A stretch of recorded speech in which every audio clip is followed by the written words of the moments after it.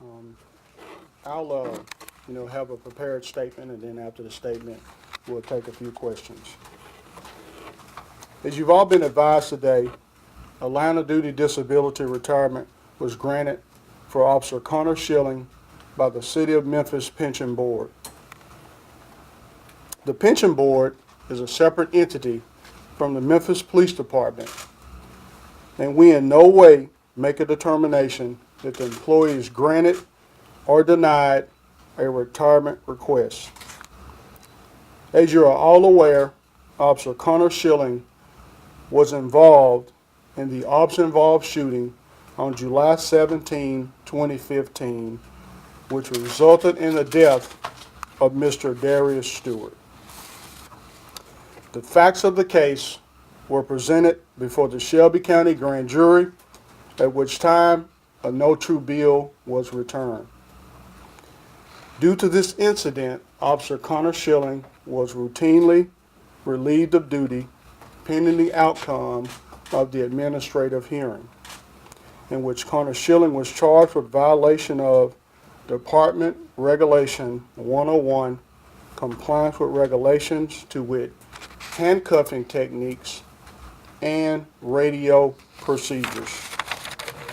On November 24th, 2015, an administrative hearing was convened to review the facts of the case. During this hearing, it was discovered that Officer Schilling was under doctor's care. Therefore, the hearing was postponed until he was medically cleared and no longer under the care of a physician. Additionally, the Memphis Police Department received the 800-page TBI file, which provided additional information that had to be reviewed before continuing the administrative hearing. The task of adequately reviewing the TBI file was extensive and time-consuming. However, it was imperative that our administration review all the facts and do our due diligence of reviewing the entire matter before moving forward. Prior to concluding the administrative hearing, Officer Connor Schilling applied for and was granted a line of duty disability retirement. Officer Schilling will officially be retired from the Memphis Police Department on April 1st, 2016, and his hearing will be held in abeyance. As interim director of the Memphis Police Department, it is my job to make sure that all investigations, both criminal and administrative, are handled properly and accurately. Officer Schilling's case was no different. Our administration was thorough with this review and was prepared to move forward with the administrative hearing, but as I mentioned previously, since Officer Schilling's request for a line of duty disability retirement was granted, Schilling's administrative hearing will now be held in abeyance. I will now take a few questions. Are you satisfied, Interim Director Rawlings, with how this situation was handled? Well, Greg, I don't know if I have to be satisfied if all the things that happened were allowed. And here's what I'm talking about. You know, the public demanded or asked that the TBI be called in to investigate this shooting. That's exactly what happened. District Attorney General Wyrick actually presented the case to a grand jury for indictment, and the grand jury returned a no true bill. The hearing was not concluded, but it's a process that's available to the employees, so it is what it is. What do you say to people in the community that will say this man shot a teenager when you had a chance to do an administrative hearing to hold him accountable for violating policy? He found a loophole, resigns, gets a disability benefit payment of about $2,200 a month, and this teenager is dead. Well, I'll say a couple of things about that, because as I speak today, we've had 60 homicides in the city of Memphis. Out of those 60 homicides, 2 of them involve law enforcement. So anytime someone loses a life, it's a tragic situation. But here's what I'll say about that. And I've had time to think about this, and it's a tough one. I think it's a tough one for people to sit there and try to figure all this out. And that's why there are a number of processes. One, there's a criminal investigation that went on. We saw the results of the criminal investigation. I'm hearing it's not confirmed that the family is preparing for a civil lawsuit. So you have a criminal, an administrative, and a civil, 3 different opportunities to do this. So what I will say is I cannot imagine what it's like to be Darius Stewart's mother and what the pain that the family is feeling. But I will say that from this incident, you know, the officer was under a doctor's care. He had a serious condition, and I don't know what was presented before the board. I'm not on the board, but they saw fit, 2 doctors saw fit, that this employee was not, you know, and if somebody gets a line of duty disability, that pretty much means they're not fit to be a police officer. So I don't know all the details, but I will say that, you know, the family, from what I'm hearing, is still planning on some civil litigation, and that can go forward. Director Rollins, you used words like due diligence and, you know, making sure that you all did what was necessary on your end. Can you share with us what you all had or what you learned throughout your investigation for the administrative hearing that we now won't be able to see unfold? Well, I tell you one thing is that when IAB started the administrative investigation, all of those files were turned over to TBI. And some people, and I ask people, because people have asked me about this quite a bit, and the first thing I ask is, have you read the 800-page TBI investigation? And outside of the media, not one single person has told me yes. So I'll encourage people, if they want to know what happened, to read the TBI file. So you're saying the 800 pages reflects what policies may or may not have been followed based on what you all would have found administratively? I just told you what policies were out there, and I think that you will see the statement of charges, but it's all lined out in pretty much detail. If he had to have the hearing, handcuff techniques and radio procedures, let's imagine that you had the hearing and he was found guilty of those. What would have been his maximum penalty for those violations? You know, that's a good question, because often the outcome depends on the seriousness of the violation, and this was a very serious case, and standing before you see all the leaders of the Memphis Police Department, and there's not a single person on the department that has not held more serious hearings than I have. His discipline could have ranged from anywhere from a written reprimand to termination. But again, Termination, I mean, just on the face of it, if you take out the shooting of Mr. Stewart, violation of handcuff techniques and radio procedure doesn't sound that serious. Am I wrong in thinking that? well, you know, as I stated earlier, you know, there could be some civil litigation. I don't want to get too deep into that. You know, that when you think about the range of discipline being from a written reprimand, it can't get any serious on our side administratively to termination. So this was a very serious matter. I don't necessarily know exactly what the outcome of that hearing would have been, but it was very serious, and it could have possibly been termination.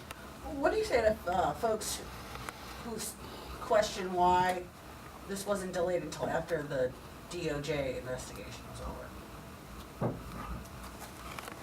Well, I wasn't aware that DOJ is doing an investigation, so I'm not sure. You know, we don't.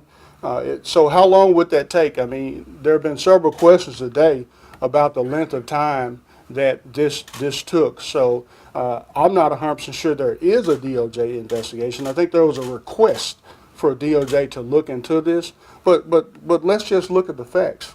If DOJ exposes something that they feel was a violation, a civil rights violation, then the federal entities can open up another investigation. So again, that's just one of those other courses of action that can be taken.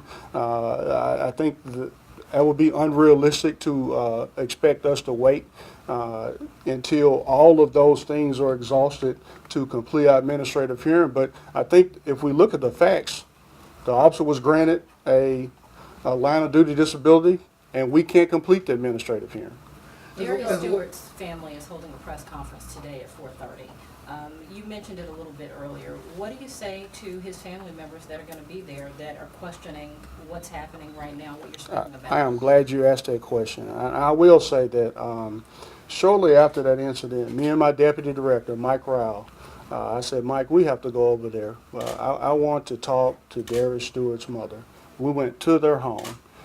We knew that there would be a lot of attention to the family, and the first thing we offered was, ma'am, we're so sorry for this tragedy, but is there anything we can do for you? You're going to have people coming over here. The media is going to be showing up at your doorstep. Is there anything we can do as a police department to help you? And she sat and listened and was obviously, understandably upset. But we have been praying for that family since that incident happened. And as I've asked all the citizens, pray for our city. We have a city that's going through a lot of turmoil now. Pray for our police officers. And I meet people every day that are praying for me. And there is no greater compliment someone can give me than say, Chief, I don't know you.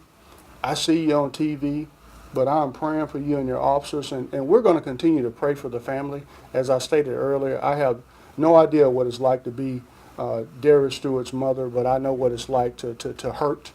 I know what it's like to taste death firsthand. But again, we'll offer our prayers, and if there's anything that we can do for them, then we will do that. I would imagine the prayers would be welcomed, but I think, Director Rawlings, what they would have wanted to hear from you is that, one, we moved with deliberate speed on this. Are you telling me that you could not move forward because it took time to review the 800-page document?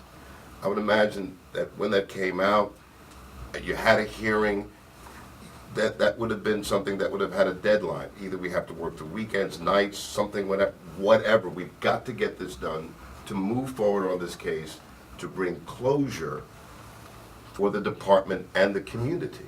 The appearance of complete transparency and efficiency. Well, that's a good question, and here's what I think we have to understand, is that if there's a criminal investigation, which we didn't conduct, so there were things that TBI knew, there were witnesses that were interviewed that refused to be interviewed by MPD, but agreed to be interviewed by TBI. So I want y'all to think about this. And Jenny, you mentioned a possible investigation by DOJ, and so we're kind of saying two things at the same time. And so let me just put all these in order. Yes, that it is always our goal to complete these investigations in a timely manner, but this was a investigation unlike any ones that I've seen in the past, where we started the investigation, it was turned over to TBI. TBI released an exhaustive file in December that all of you, actually the public demanded that the TBI file be released so the public could see it. So this is a rare case in which not only the media, but the public had access to an 800-page TBI file. So, when I think about your question, Greg, I think we did take due diligence and to move this forward. But when an employee brings to our attention that he's on a doctor's care and we can't complete this administrative hearing, I can't circumvent all these procedures and policies that have been put in place to do those things. But the public will look at this. The average working person will look at this, because that's what he was in essence. He was an introductory, relatively new employee, and say something happened on the job that left me traumatized. So I know you want to perhaps fire me. I'm going to go get a doctor's care and go to a board and say that I'm I'm mentally hurt by this and pay me. And that's what happened. I don't mean to be blunt, Director, in all due respects, but there will be people outside this building who will say, that guy played the system and he got paid. Yes, there will be people that say that, and Who say I what? think say exactly what you said. You're one of them. You just articulated it very well. Do you And I can agree with that? I'm not going to agree to that. I can understand how they feel, but again, you know, the city code of ordinances has set that up. I didn't write those. It's out there. So only thing I can do is deal with the facts, because we can all speculate things and we can talk about the what ifs, but I have to deal with the facts and I have to deal with what happened. So at the end of the day, the board gave this young man a line of duty disability, and the administrative hearing will be held in abeyance because that's happened. And we got one more question. Do you know if the medical condition stemmed from the shooting or did it exist before the shooting? I'm not sure. How long When will he receive exactly retirement? will you If have y'all it? have any other questions, y'all can send them to me.